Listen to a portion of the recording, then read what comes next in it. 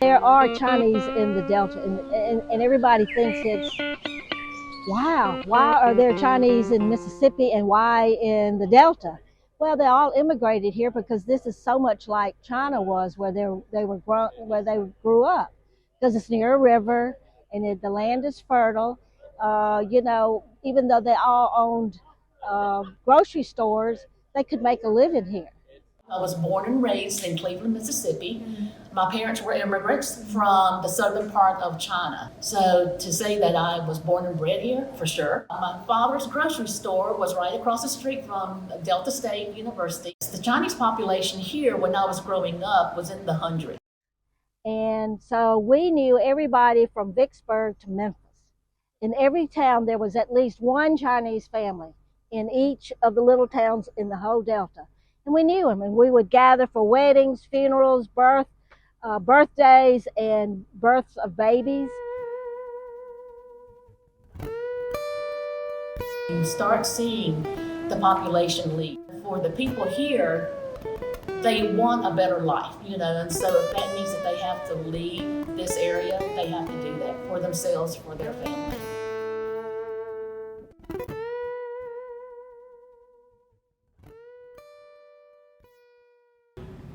Right after the Civil War, the cotton business got back in order, and there was a lot of money in the Mississippi Delta due to cotton harvesting and hot cotton sales. And so these Jewish peddlers thought this was a good place to make a living. So they started gathering here with a pack on their backs and going from plantation to plantation, selling all kind of goods, till eventually they made enough money to open up a storefront on Washington Avenue, which is one block from here. And by the 1950s and 60s, almost 30–40% of the stores downtown Greenville were Jewish owned and operated. This congregation was state chartered in 1880, so that's kind of where we say the beginning of this history is. They started out small as sharecroppers, and so my grandparents, for a personal story, they were sharecroppers for about, they married in 1916, and then they were sharecroppers for like 5 or 6 years, and which means that they made very little, when they were doing that, and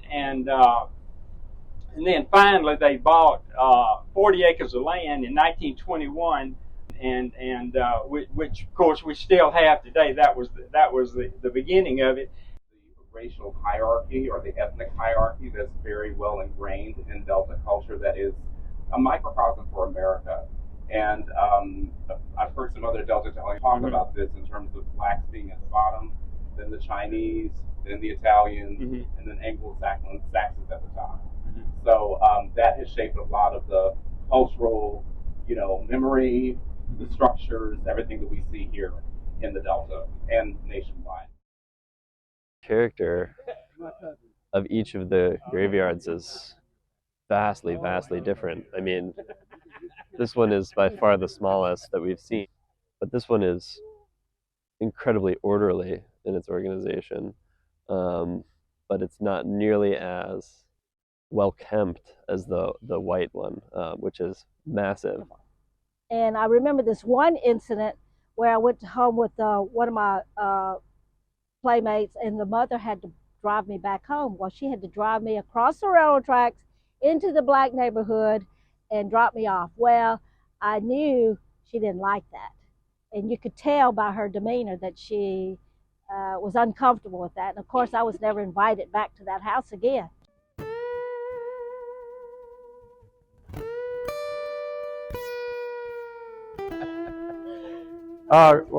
Greenville is home.